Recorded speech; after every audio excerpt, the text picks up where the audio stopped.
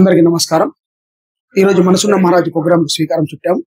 ఈ ప్రోగ్రాం సహకరించిన నా మిత్రుడు విలేకరైనటువంటి గఫార్, అలాగే మన ప్రజాసేవ సమితి ఉపాధ్యక్షులు యాంకర్ నరసింహ, సంఘసేవ యూట్యూబ్ ఛానల్ ఎడిటర్ మెహమూద్ ద్వారా ఇంత చక్కగా మీ ముందుకు మనసున్న మహారాజుతో మేము వస్తున్నాం. మా ప్రోగ్రాం ఆదరించండి, షేర్ చేయండి, సబ్స్క్రైబ్ చేయండి. ప్రతి ఒక్కరు ఈ ప్రోగ్రాం గురించి మాకు కామెంట్ చేయండి. జై హింద్, జై భారత్. హాయ్ అండి, అందరికీ స్వాగతం సంఘసేవ న్యూస్ కి. అలాగే మనం ఈ రోజు మనసున్న మహారాజు కార్యక్రమంలో భాగంగా మనం కడప జిల్లా వేంపల్లిలో ఉన్నామండి. ఇక్కడ సీనియర్ కాంగ్రెస్ నాయకుడు 20 సూత్రాల చైర్మన్ డాక్టర్ ఎన్ తులసిరెడ్డి గారి వద్ద ఉన్నామండి.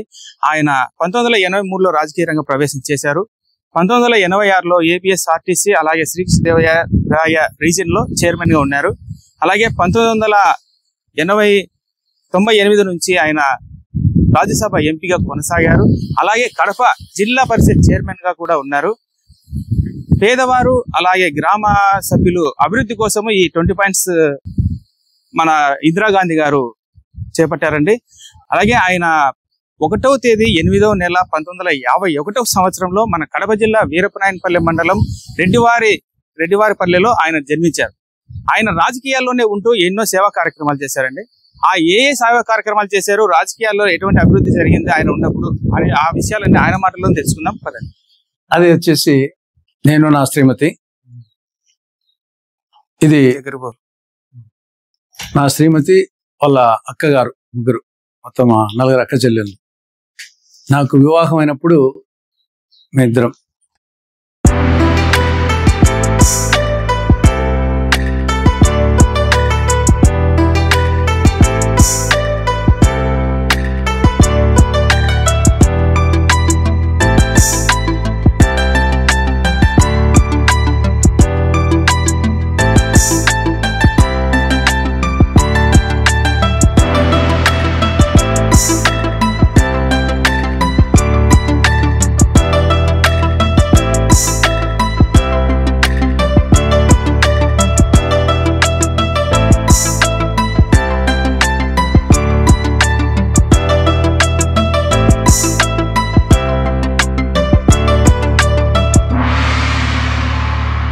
నమస్తే సార్. నమస్తే సార్, మేము మా సంఘసేవ న్యూస్ ఛానల్ మీ వద్దకు వచ్చింది. మనసున్న మహారాజు అనే ప్రోగ్రామ్ లో భాగంగా మీ వద్దకు వచ్చాము. ఓకే సార్, మీరు మొదటగా మా ప్రేక్షకుల కోసం మీ బాల్యం గురించి, మీ కుటుంబ నేపథ్యం గురించి. ఓకే.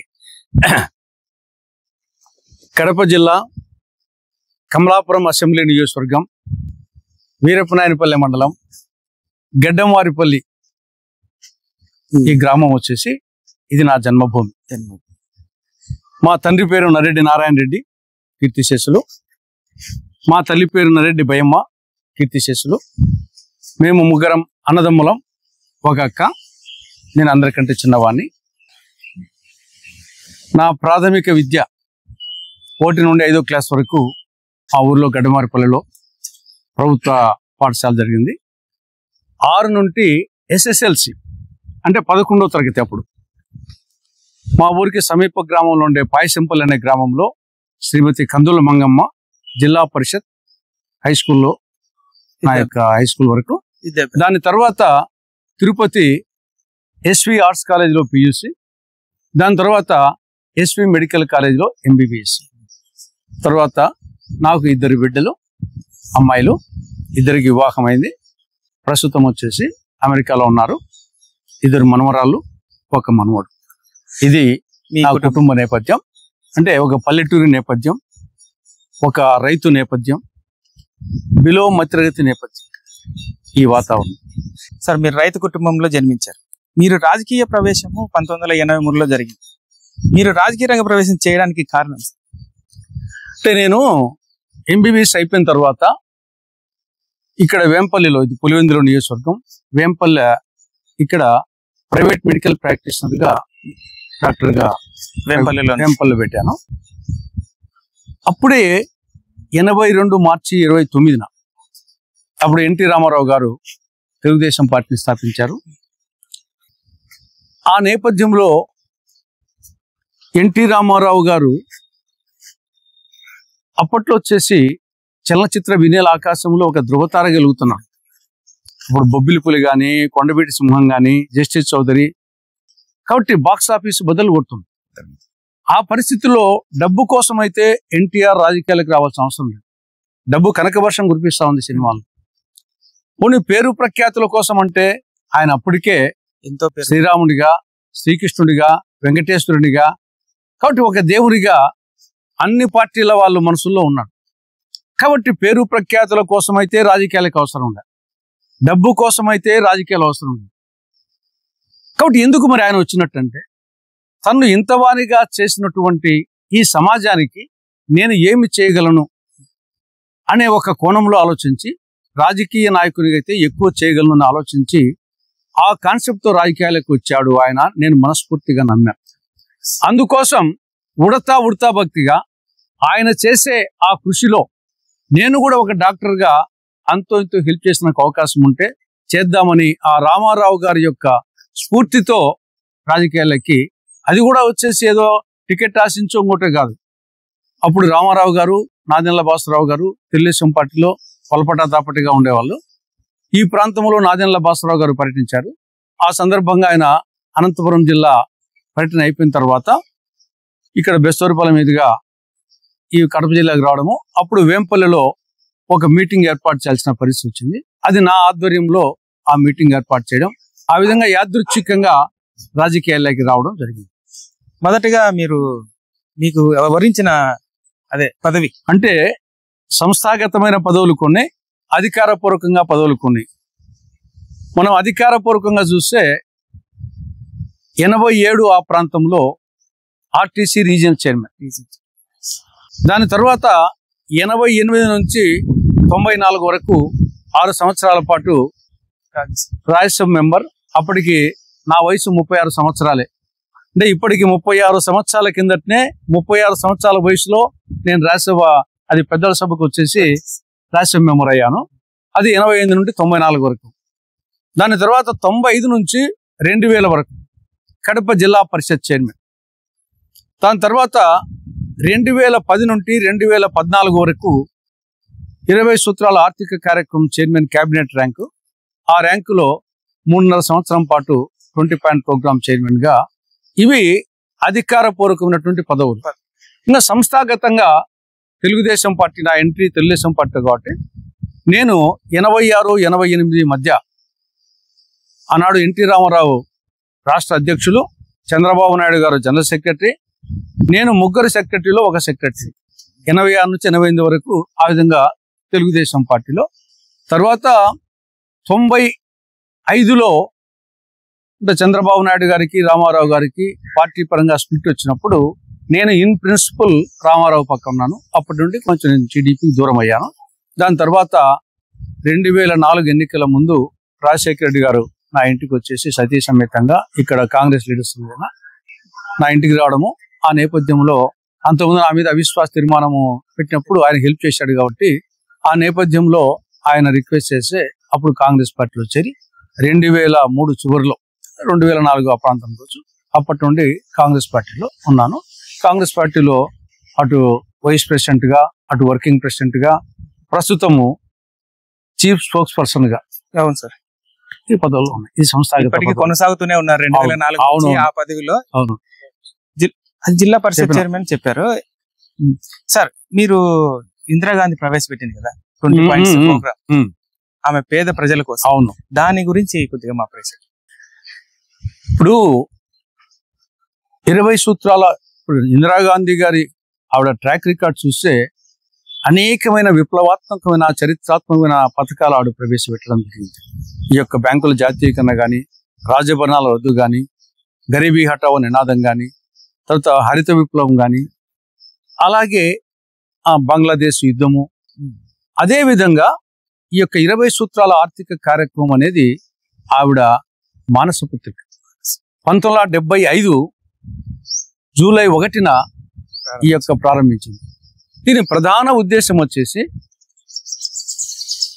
అప్పటికి 1975 నాటికి భారతదేశంలో కాశ్మీర్ నుండి కన్యాకుమారి వరకు, కటక్ నుండి కటక్ వరకు బిలో పావర్టీ లైన్ 65% దారిద్ర్యకు దిగువన ఉన్నారు. కాబట్టి భారతదేశము 65% భారతదేశంలో ప్రజలు దారిద్ర్యకు దిగువన ఉంటే ఈ దేశాన్ని ఎలా అభివృద్ధి చేయాలి? కాబట్టి ముందు ఆ దారిద్ర్యాన్ని, పావర్టీ అలివియేషన్, దారిద్ర్యాన్ని పాలద్రోలాలి అనే సంకల్పంతో ఆవిడ ఈ 20 పాయింట్ ప్రోగ్రామ్ అనే దాన్ని రూపకల్పన చేయడము. దాంట్లో సమాజంలోని అందరికీ ఇల్లు, అందరికీ నీరు, అందరికీ విద్య, ఈ విధంగా ఆ 20 సూత్రాలు దాంట్లో జోడించి ప్రతి ఇయర్కు టార్గెట్స్ ఫిక్స్ చేసి, ప్రతి రాష్ట్రానికి టార్గెట్స్ ఫిక్స్ చేసి, ప్రతి జిల్లాకు టార్గెట్స్ ఫిక్స్ చేసి, ఆ విధంగా ఒక టార్గెట్ ఓరియంటెడ్, అంటే ఒక స్టూడెంట్ ఏ విధంగా క్లాస్లో 100కి మ్యాథ్స్లో ఎన్ని మార్కులు వచ్చినాయి, సైన్స్లో ఎన్ని వచ్చాయి, సోషల్లో ఎన్ని వచ్చాయి, ఇంగ్లీష్లో ఎన్ని వచ్చాయి, తెలుగులో ఎన్ని వచ్చాయి, హిందీలో ఎన్ని వచ్చాయి, ఆ విధంగా అటు రాష్ట్రాల వారీగా పోటీ, రాష్ట్రంలో జిల్లాల వారీగా పోటీ, ఆ విధంగా ఒక కాంపిటేటివ్ స్పిరిట్తో ఈ సంక్షేమ కార్యక్రమాలను ఆవిడ ఇంప్లిమెంట్ చేయడం జరిగింది. నాకు అది ఒక గర్వకారణం. నేను 2010 నుంచి 14 వరకు 3.5 సంవత్సరాలు ఉన్నాను. 3 సంవత్సరాల్లో కూడా all India first, Andhra Pradesh all India first వచ్చింది. అప్పట్లో పేదల అభివృద్ధి కూడా బాగా జరిగిందండి, బ్రహ్మాండంగా. ఈరోజు అందరూ చెప్పేది అందరికీ ఇల్లు అంటున్నాము, ఆ కాలనీ ఈ కాలనీ, అందరికీ ఇల్లు. ఆ కాన్సెప్ట్ వచ్చేసి ఇందిరాగాంధీ గారి మానసపుత్రిక. పేదలకు ఇల్లు పంపిణీ, హరిజనులకు అనేక కార్యక్రమాలు, గిరిజనులకు, బలహీన వర్గాల వాళ్ళకి. కాబట్టి కూడు గూడు గుడ్డ అని రామారావు గారు కూడా చెప్పారు. కానీ రామారావు గారి కంటే ముందే ఇందిరాగాంధీ గారు వచ్చేసి ఇది చెప్పడం జరిగింది, ఇంప్లిమెంట్ చేయడం జరిగింది. అసలు మీ పంచకట్టు చూస్తుంటే రాజశేఖర రెడ్డి గారిని చూసినట్టే ఉంది.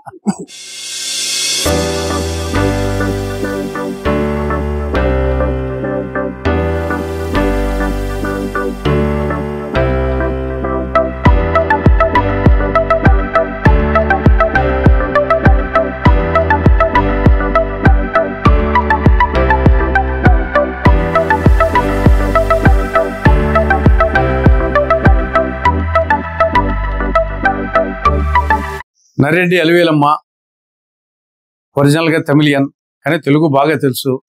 తిరుపతిలో ఉండేవాళ్ళు. వీళ్ళ పూర్వీకులు వచ్చేసి కాంజీవరం. వీళ్ళ ఇంటి పేరే కాంజీవరం.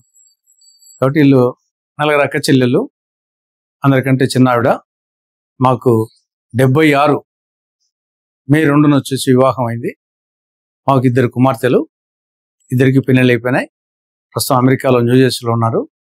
పెద్ద అమ్మాయికి ఒక కొడుకు, ఒక కూతురు, చిన్న అమ్మాయికి ఒక కూతురు.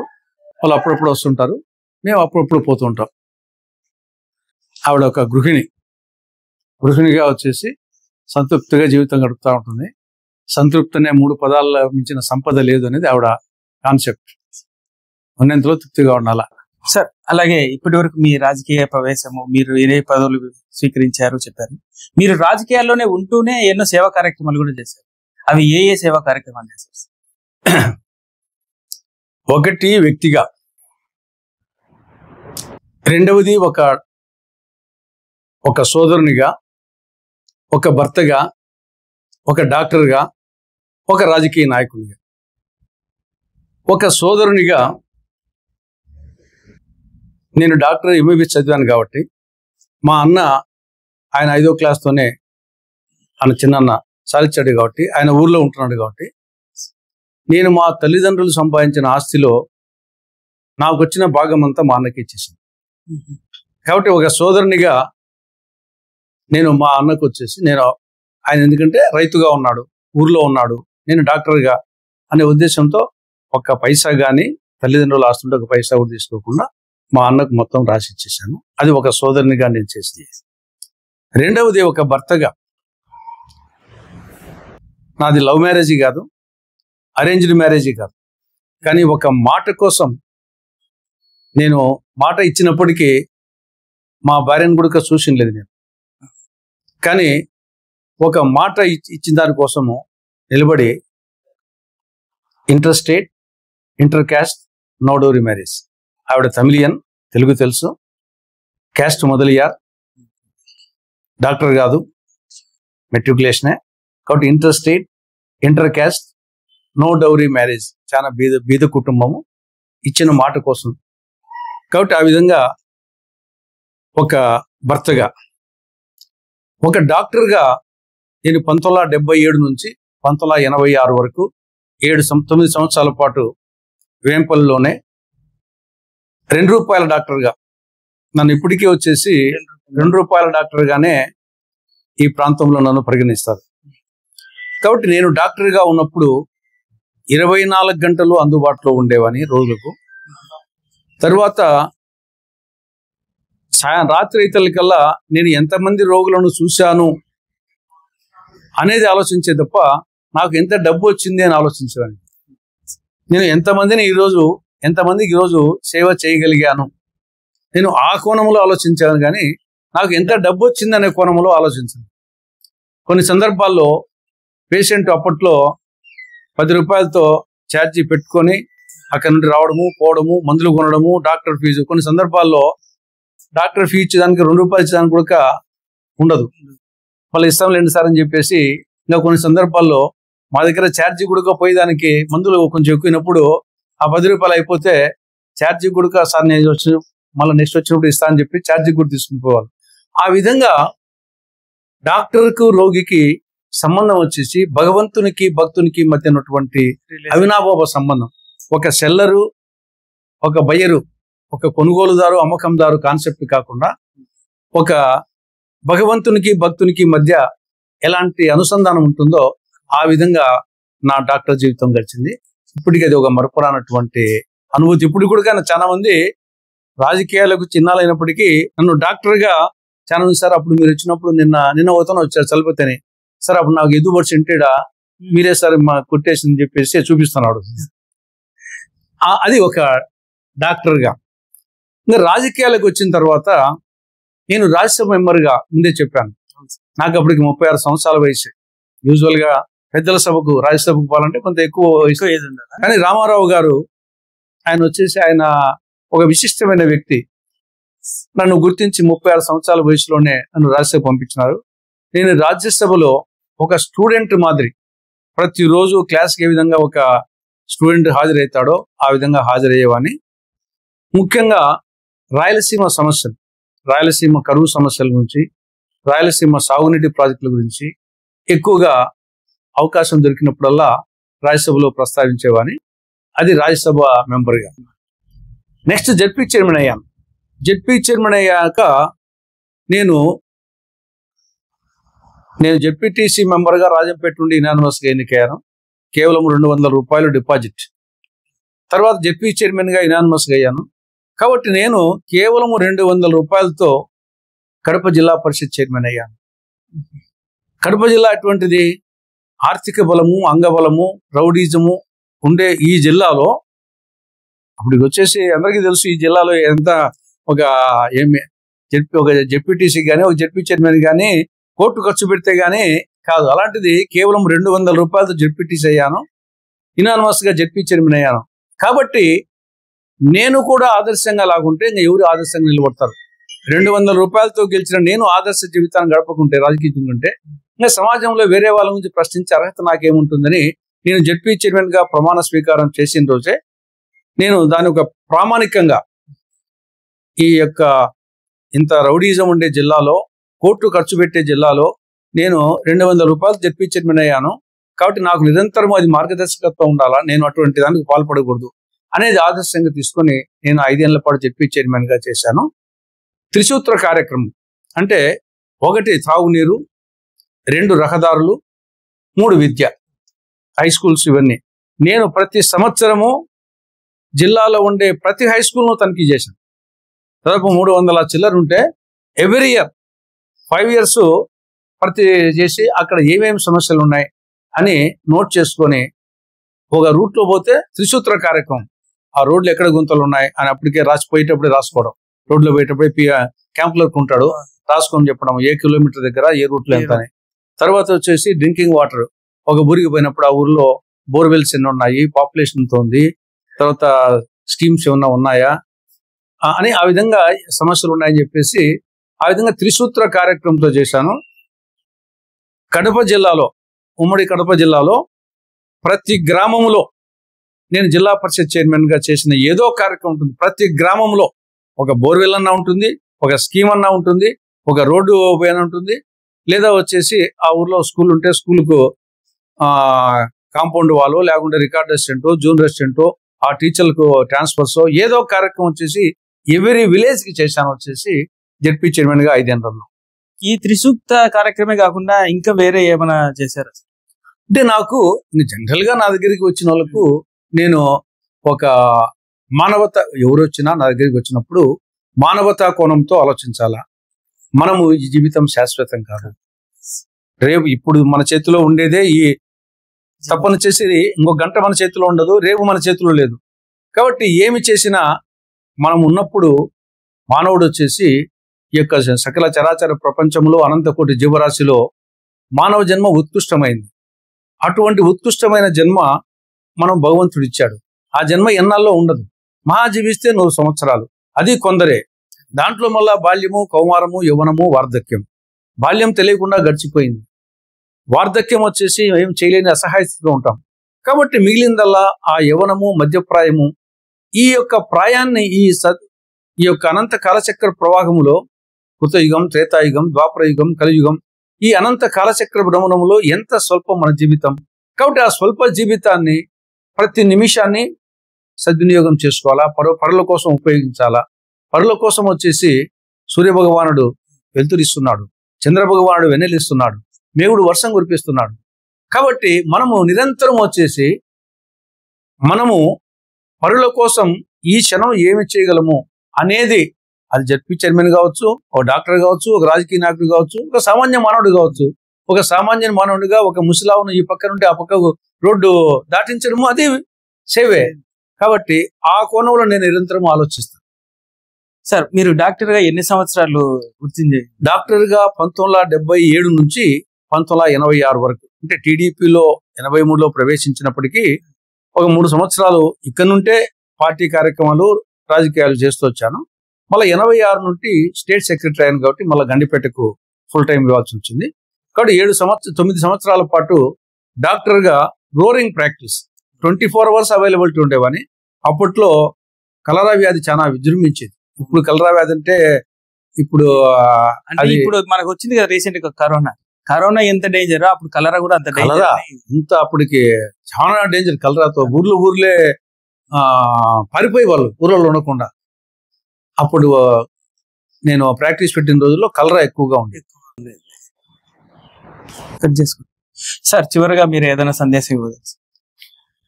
అంటే మనం చిన్నప్పుడు కొన్ని వేమన పద్యాలు, సుమతి పద్యాలు చదువుకుంటాం. అప్పుడు మనము దాని విలువ తెలియదు, ఏదో బట్టి పద్యాలుగా చెప్తా ఉంటాం. కానీ పెద్దయినాక దాంట్లో ఉన్నటువంటి సారాంశం వచ్చేసి అది ఆచరణలో పెడితే అద్భుతాలు. ఇప్పుడు సుమతి పద్యం అవుతుంది: తన కోపమే తన శత్రువు, తన శాంతమే తనకు రక్ష, దయ చుట్టంబౌ, తన సంతోషమే స్వర్గము, తన దుఃఖమే నరకమండ్రు సత్యము సుమతి. అంటే కేవలం 5. తన కోపమే తన శత్రువు, తన శాంతమే తనకు రక్ష, దయ చుట్టంబౌ, తన సంతోషమే స్వర్గము, తన దుఃఖమే నరకమండ్రు. ఇంతకంటే ఎన్ని శాస్త్రాలు చదివినా ఏం చదివినా మొత్తం సారాంశం ఇదే. దాని ఆచరణలో చిన్నప్పుడు చదువుకుంటాం అంతే, బట్టికి చెప్పేదానికి. కానీ ఇప్పుడు పెద్ద నాకు దాన్ని ఆచరణలో పెడితే గన అద్భుతాలు సృష్టించవచ్చు. అది ఒకటి. రెండవది, మహాభారతములో విదురుడు మహామేధావి. ఆయన సప్తవ్యసనాలని ఒకటి చెప్తాడు: వెలది, జూదంబు, పానంబు, వేట, పలుకు ప్రళదనంబు, దండంబు పరుషధనము, సొమ్ము నిష్ప్రయోజనముగా వమ్ము సేత అనెడు సప్త వ్యసనముల జనదు తగుల. ఈ 7 వ్యసనాలు, వీటి జోలికి పోవాకండి. వెలది వ్యభిచారం, జూదం, పానం త్రాగుడు, వెలది, జూదంబు, పానంబు, వేట, పలుకు ప్రళదనంబు అంటే పరుషంగా కఠినంగా మాట్లాడడం, దండంబు పరుషధనము అంటే శిక్షించడం, తప్పు చేసిన వాళ్ళను కొంచెం మందలించవచ్చు కానీ అది డోసు ఎక్కువ మెరితే అది కరెక్ట్ కాదు. సొమ్ము నిష్ప్రయోజనముగా వమ్ము చేత, దుబారా చేయడం అనేది అది ఒక వ్యసనం. ఈరోజు ఇటీవల మనం చూస్తుంటాం పెళ్లిళ్లలో జరిగే ఆ దుబారా హృదయం తరుక్కుపోతుంది పెళ్లిళ్ళకు చూస్తే. కాబట్టి అది ఒక వ్యసనం అని చెప్పేసి విదురదేవుడు మహాభారతంలో చెప్పారు. అదేవిధంగా మహాత్మా గాంధీ సప్త మహాపాతకాలని చెప్పాడు. సప్త మహాపాతకాలు అంటే పాపాలు. ఏమిటవి? Education without character, science without humanity, wealth without work, commerce without ethics, politics without principles, worship without sacrifice, pleasure without consciousness. ఈ 7 మహాపాపాలు అని చెప్పాడు మహాత్మా గాంధీ. అంటే ఎడ్యుకేషన్ మనం వచ్చేసి అన్ని ధనాల కంటే ప్రధాన ధనం అంటున్నాం, కానీ అదే ఎడ్యుకేషన్ క్యారెక్టర్ లేకపోతే అది మహాపాపం అన్నాడు. కాబట్టి వీటిని మనం నిజ జీవితంలో ఆచరిస్తే అద్భుతాలు సృష్టించవచ్చు. చివరిగా నేటి తరానికి ఎస్పెషల్లీ యువతకు చెప్పేది ఏమంటే, గణితం తెలుసు మనకు. 3 × 3 9, 3 ÷ 3 1, 3 + 3 6, 3 - 3 1. ఇది గణితం. కానీ జీవన గణితం ఏమి? సంతోషాలను కూడు, దుఃఖాలను తీసే, మిత్రులను హెచ్చించు, శత్రువులను భాగించు. ఇది జీవన గణితం. సంతోషాలను కూడు, దుఃఖాలను తీసేయి, మిత్రులను హెచ్చించు, శత్రువులను భాగించు. ఇది జీవన గణితం. ఇది ఒక విద్యార్థి కానీ ఒక మానవుడు కానీ ఈరోజు నాకు శత్రువులు ఒక 10 మంది ఉన్నారంటే కనీసం రేపటికో మనాడుకో నన్నాళ్ళకో వాళ్ళలో ఒకరైనా తగ్గించుకున్నామా అని ఆలోచించాలి. మిత్రులను ఈరోజు 10 మంది ఉంటే ఒక వారానికి కూడా పెరగాల. ఆ కోణంలో మానవుడు ఆలోచిస్తే చాలా హ్యాపీగా ఉంటుంది. చివరిగా when there is problem there is no use of tension, when there is no problem there is no need of tension. కాబట్టి టెన్షన్కు అధిక అవకాశమే లేదు. సమస్య ఉన్నప్పుడు టెన్షన్తో పరిష్కారం లభించదు, సమస్య లేనప్పుడు టెన్షన్ అవసరమే లేదు. ఎందుకు టెన్షన్ పడతాం? A successful person has 2 things on the lips. One is smile, another is silence. Smile is to solve the problem, silence is to avoid the problem. A successful man, a successful person has 2 things on the lips. ఏమవి? Smile, silence. Smile దేనికోసం? To solve the problem, silence to avoid the problem. ఈ రెండింటిని ఆచరణలో చూపిస్తే ప్రతి ఒక్కరూ జీవితంలో success అవుతారు. తర్వాత పదవుల కోసం ప్రాకులాడొద్దు అన్నాడు పివి నరసింహారావు. పదవులు అనేటి నీ నీడ లాంటివి. నీ నీడను పట్టుకోవాలని నువ్వు పోతే ఆ నీడ పోతానే ఉంటుంది. నీ పని నువ్వు చేసుకుండా పోతే ఆ నీడ నీ వెనకమ్మడి వస్తుంది. పదవులు అట్లాంటివే. నువ్వు పదవుల కోసం ప్రాకులాడితే నీకు పదవులు రావు. నీ పని నువ్వు చేస్తా అంటే పదవులు వస్తాయి. పదవులు నీడ లాంటివి. నీడను పట్టుకోవాలని పోతే నీడ పోతా ఉంటుంది. నీ పని నువ్వు చేసుకుంటా పోతుంటే నీ వెనకమ్మడి వస్తుంది. ఈనాటి రాజకీయ నాయకులకు ఎదగాలనుకునే చాలా మందికి దీన్ని ఆదర్శంగా తీసుకోవాలి. చాలా మంది వచ్చేసి వస్తానే రాజకీయాల్లోకి వస్తానే నాకే పదవి ఇస్తారు, నాకు మండల పదవి వద్దు, ఒకేసారి జిల్లా పదవి కావాలా, రాష్ట్ర పదవి కావాలా, ఏఐసిసి పదవి కావాలా, ఈ కోణంలో మాడతారు. కాబట్టి కొత్తగా వచ్చే రాజకీయ నాయకులకు కార్యకర్తలకు ఇది ఒకటి దృష్టిలో పెట్టుకోవాలి. తర్వాత మనము పదవులకు అలంకారం కావాలి, పదవి మనకు అలంకారం కాదు. ఆ విధంగా మన వ్యక్తిత్వం ఉండాలి. నేను వచ్చేసి చీఫ్ స్పోక్స్ పర్సన్ అనేది తులసిరెడ్డి వల్ల ఆ పదవికి అలంకారం రావాలి, కానీ ఆ పదవిలో నాకు అలంకారం వస్తే నేను తగ్గినట్టే, నా వల్ల దానికి అలంకారం రావాలా. ఇది రాజకీయ నాయకులు కానీ వ్యక్తులు కానీ ఈ కోణంలో ఆలోచిస్తే ప్రతి ఒక్కరూ సంతోషంగా ఉంటారు, ప్రతి ఒక్కరూ సక్సెస్ సాధిస్తారు. ప్రతి ఇల్లు ఒక లక్ష్మీ నివాసం, ప్రతి ఇల్లు ఒక సరస్వతి నిలయం, ప్రతి ఇల్లు ఒక ఆరోగ్య సదనం, ప్రతి ఇల్లు ఒక ఆనంద నిలయం అవుతుంది. సార్, చివరిగా మా సంఘ సేవ న్యూస్ ప్రేక్షకులకు మీరు ఏమైనా సందేశం? మీరు ఒక మంచి కార్యక్రమాన్ని మీరు ఆ క్యాప్షన్ లోనే ఏం పెట్టారు? మీ క్యాప్షన్ సంఘ సేవ. తర్వాత ఈ ప్రోగ్రాం పేరు మనసున్న మహారాజులు. ఈ రోజుల్లో మాయమైపోతున్నాడమ్మా మనిషన్నవాడు, మచ్చుకైనా లేడు చూడు మానవత్వం ఉన్నవాడు, నూటికో కోటికో ఒక్కడుంటాడు, ఏడదాగున్నాడో కంటికి కనరాడు అనేది ఇది వాస్తవం. కాబట్టి ఇటువంటి సమాజంలో ఒక మానవత్వం ఉన్న సమాజాన్ని సృష్టించే దానికోసం ఉడతా భక్తిగా మీరు చేస్తున్న కృషిని నేను హృదయపూర్వకంగా అభినందిస్తున్నాను. మీలో కవి కూడా ఉన్నాడు సార్. చాలా థ్యాంక్ యూ. సార్ మీరు రీసెంట్ గా పోట్ల గీత అనే మూవీలో కూడా యాక్ట్ చేశారని వినిపించింది. అవునవును. ఆ సినిమా విశేషాలు ఏమైనా కొద్దిగా కొద్దిగా అంటే సినిమా రంగానికి సంబంధించి 3 సినిమాలు. ఒకటి దాంట్లో జడ్జి పాత్ర, అది ఆల్రెడీ సినిమా రిలీజ్ అయింది. ఈయన రాజ్ కుమార్ వచ్చేసి సీరియల్స్ లో వస్తుంటాడు కదా, ఆయన దాంట్లో బారిస్టర్ గా, నేను వచ్చేసి జడ్జి పాత్ర. తర్వాత ఓ చెలియా నా ప్రియ సఖియా అని అది ఒక పిక్చరు. దాంట్లో ఒక విలేజ్ సర్పంచ్, ఒక విలేజ్ పెద్దగా సంఘ సంస్కర్తగా, వృక్షో రక్షతి రక్షతి, ఇది మెయిన్ గా ఈ యొక్క సాగునీటి ప్రాజెక్టులు దాని గురించి ఒకటి. ప్రస్తుతం పోట్ల గిత్తలో అది ఆల్రెడీ పిక్చర్ అంతా అయిపోయింది, త్వరలో రిలీజ్ కాబోతుంది.